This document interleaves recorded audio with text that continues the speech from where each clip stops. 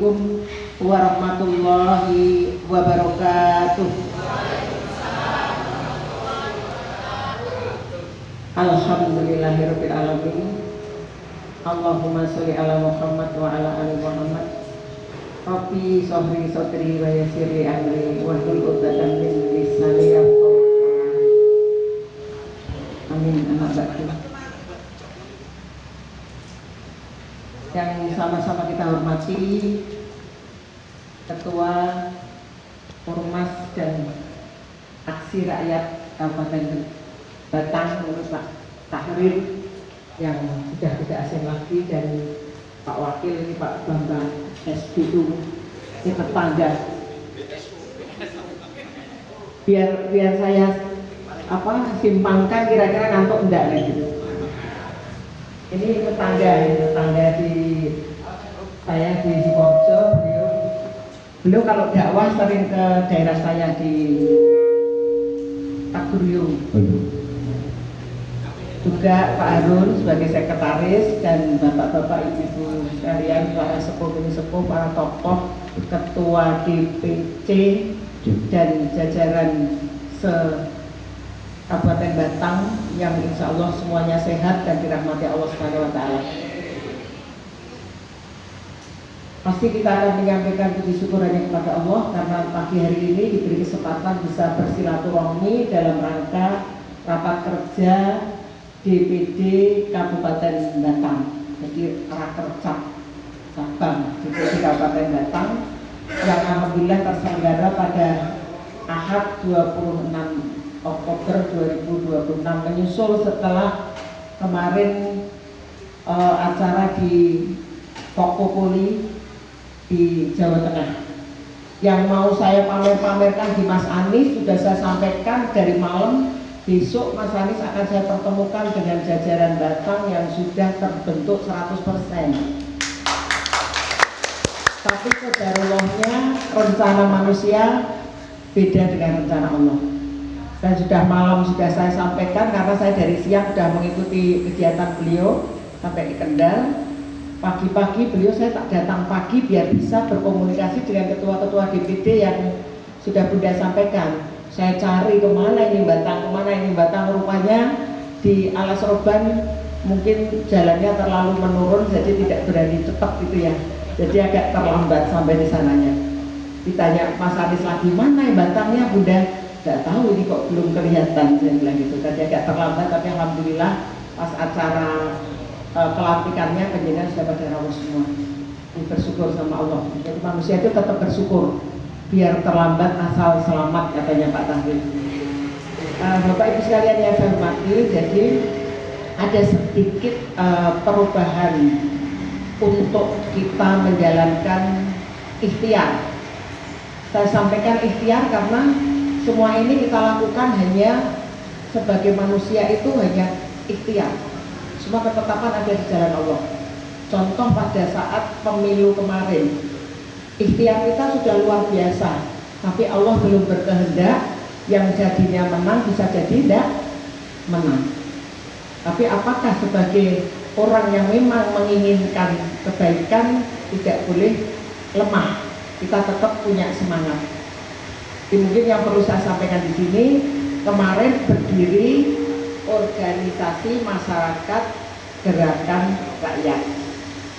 Kenapa tiba-tiba langsung ada yang menjurus kepada kepengurusan aksi rakyat? Jadi ada sedikit sejarah. Kalau ormas itu kita menampung semua yang bisa masuk di dalamnya, baik itu ASN, partai lain, semua yang ingin Mas Anies itu bisa masuk di situ. Tapi Mas Anies bisa masuk di kekuasaan kalau dia mempunyai kendaraan. Selama ini karena beliau tidak mempunyai kendaraan, sehingga hanya kadang-kadang di PHP. Nanti saya usung tiba-tiba dipakai oleh keluarganya sendiri.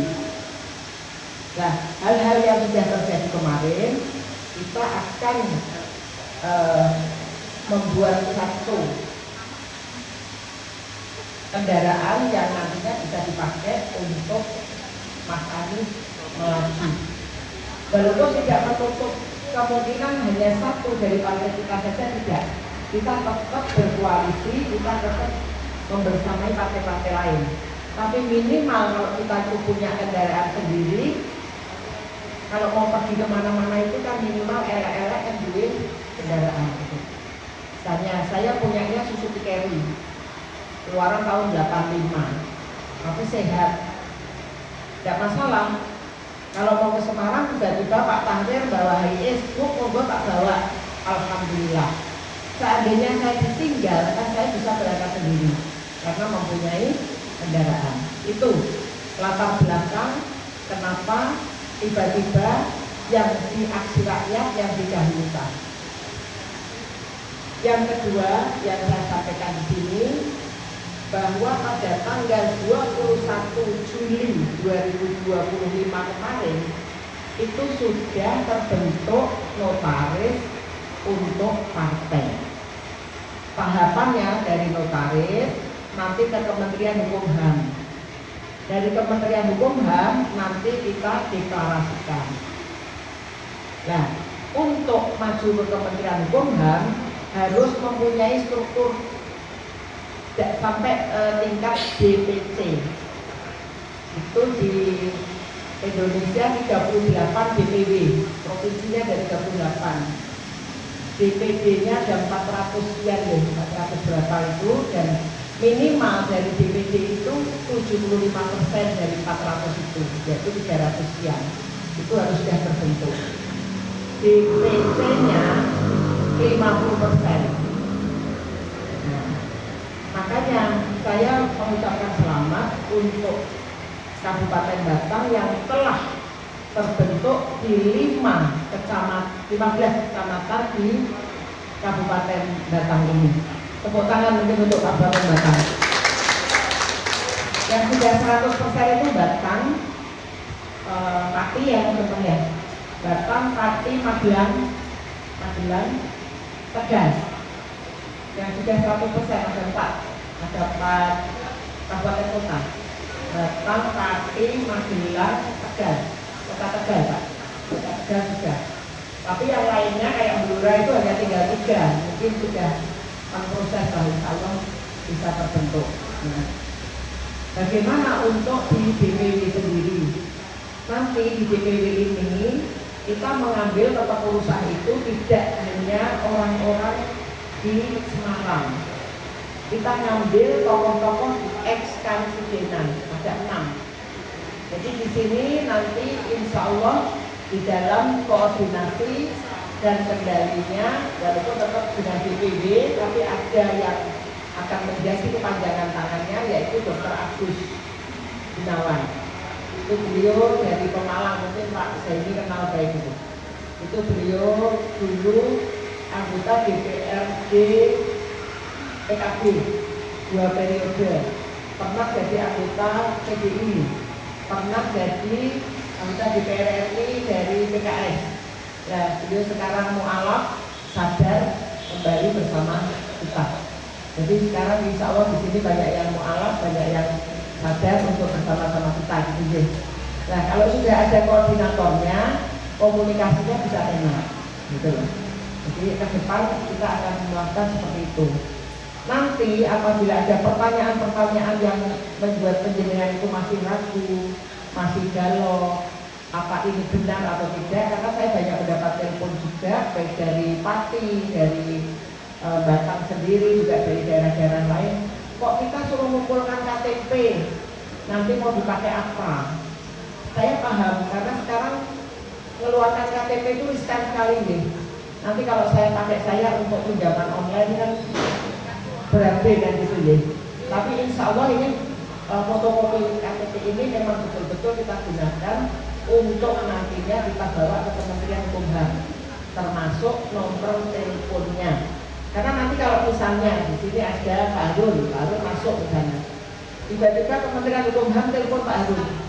Pak Harun domisili di mana? Ini alamatnya ABC. Pak Harun betul penjaringan pengurus dari partai ini betul. Nah, itu untuk verifikasi dari Kementerian Hukum. Jadi itu resmi. Insya Allah pengurus DPD Kabupaten Batang dan DPW insya Allah tidak akan menyalahgunakan KTP dan nomor telepon itu. Jadi nanti juga saya sudah bilang sama DPP, nanti kalau ada pertanyaan-pertanyaan saya minta DPP membersamai walaupun lewat telepon. Nanti biar paham. Jadi kegiatan ini mau dipakai sebaik-baiknya agar nanti kita mantap, kita bismillah, biar niati ibadah. Namanya orang berjuang memang tidak ada yang ujuk-ujuk ya. Kalau penjenengan sekarang melihat putranya si A ujuk-ujuk jadi anggota DPR RI, padahal sekolah Hera Genah, amarga punya uang. Putra kita misalnya yang siang malam kita kayak wong Jawa bilang sikil-sikil digondang dan sikil, sudah sekolah, sudah lulus, sudah kumlot, sudah punya prestasi, tapi cari pekerjaan susah. Apakah kita tidak rasanya itu kecewa ya gitu. Yang kedua, semua keputusan yang dirasakan saat ini oleh rakyat itu merupakan keputusan politik. Misalnya yang suka bola, kenapa Rusia tidak boleh ikut main bola di Piala Dunia? Itu karena keputusan apa? Keputusan politik. Sekarang pajak naik, itu keputusannya DPR yang minta dinaikkan pajak atau keputusan politik? Keputusan politik kan? Sekarang BBM harganya 10.000, itu keputusannya kita yang minta 10.000 aja yang tidak punya susuk, atau memang keputusan politik? Nah, karena semua yang kita rasakan ini keputusan politik, maka kita akan bersama-sama berikhtiar untuk mewujudkan politik yang digambarkan oleh masyarakat. Yang paling ironis di bawah ini masyarakat kita banyak yang tidak paham. Kalau di Batam bilangnya Pak ora sih wong yang ora dadi apa-apa, yang tandur isik tandur, presiden sapa Pak ora, DPR sapa Pak ora sih, sing penting pas nyoblos nyong oleh duit. Kan gitu ya. Karena di bawah kan seperti itu, dan kita prihatin. Monggo lah kita bersama-sama, tidak kita kecil, kita ingin bismillah. Yang ini di sini umurnya kebanyakan sudah seumur saya, yang di bawah saya 1, 2, 3 aja. Tapi bismillah semoga umur kita manfaat, insya Allah bisa memberikan kebaikan di sini.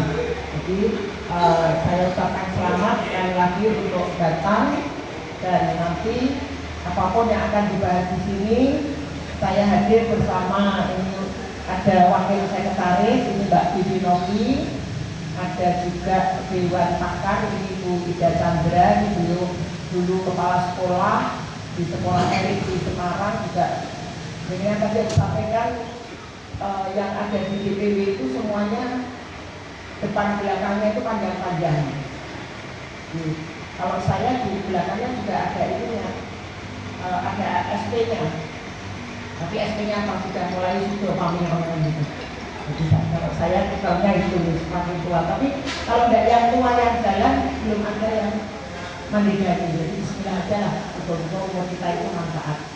Terus juga ada Mas Andri ini, beliau juga backgroundnya dosen, banyak bergerak di bidang pendidikan bahasa Inggris.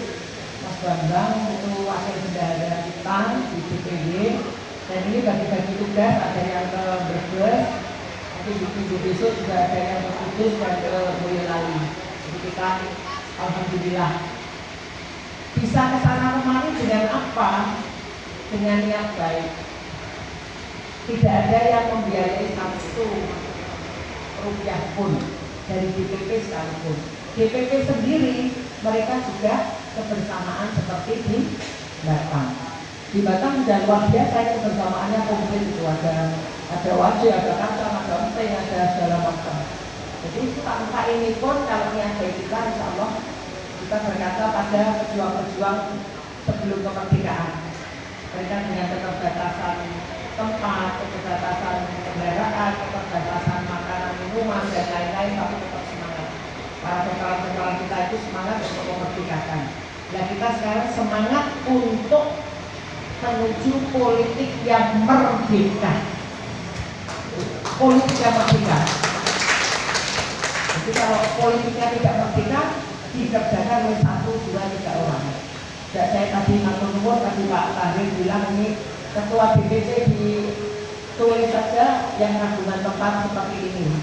Malah sebenarnya layak jadi ketua DPC Jawa Tengah ini sebenarnya yang sudah punya tempat ini ya, Pak Basuki, Pak Basuki ngatur nuwun. Nah, sebelum saya akhiri, mungkin biar tidak ngantuk, ini sudah menjelang zuhur, kita akan yel-yel sebentar deh. Jadi yel-yelnya itu kemarin waktu di dialog kebangsaan sudah saya ajari di grup, tapi kelihatannya tidak ada nyambung. Jadi kalau saya menyampaikan gerakan rakyat, yang pertama Indonesia menyala, yang kedua gerakan rakyat Jawa Tengah menyala karena kita tinggal di Jawa Tengah. Yang ketiga gerakan rakyat Batang menyala. Hura itu hanya untuk rakyat. Kemarin banyak tanya, hura itu apa toh? Hanya untuk rakyat. Insya Allah kita kan hanya untuk rakyat deh. Bersama-sama kan punya manfaat untuk tetangga, untuk keluarga, dan untuk sekitarnya. Jadi kali ini monggo kita akan belajar sebentar. Bismillahirrahmanirrahim.